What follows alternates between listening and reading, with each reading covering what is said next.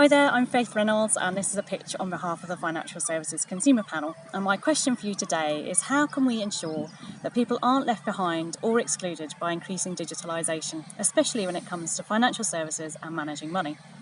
I'm filming this from Exmouth in Devon, and isn't it great that we can connect like this over technology?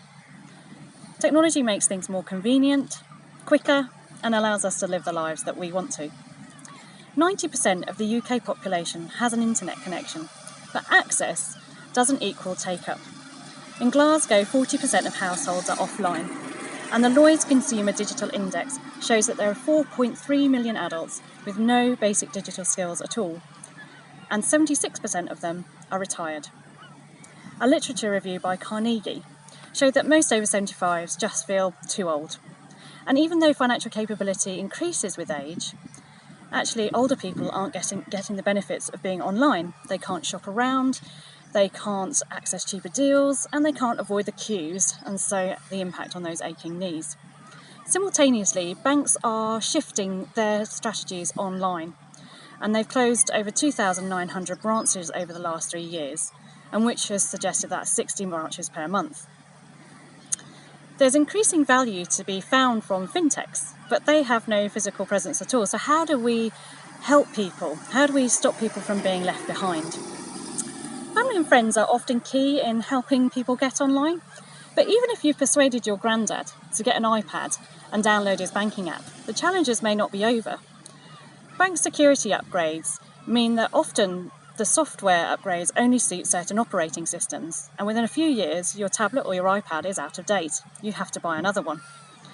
And the savings online are eroded. Poor Grandad shelling out for a new iPad. And what about Grandma, I hear you say? Aren't we living in an equal society?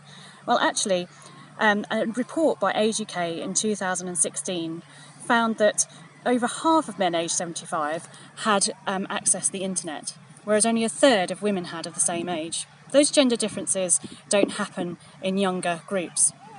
Added to this, women typically tend to enter life with less savings than men. They also live longer and they earn less over their lifetime. So they're not online and they can't access the benefits, but also they might, if they are online, they're also going to have to pay out for new technology, and in doing so have to put in more money which they haven't earned over their lifespan. So could solving the digital divide also help solve the gender divide? Technology can help, and there is hope.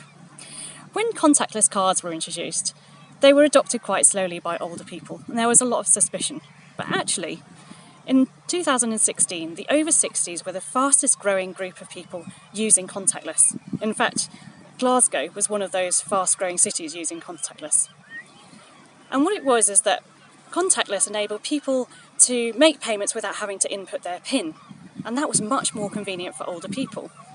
Ease of use was the main driver for take-up, and older people had a real reason to use the product. There was real take-up because the product had real relevance. So how do we make digital relevant to older people and how they want to live their lives?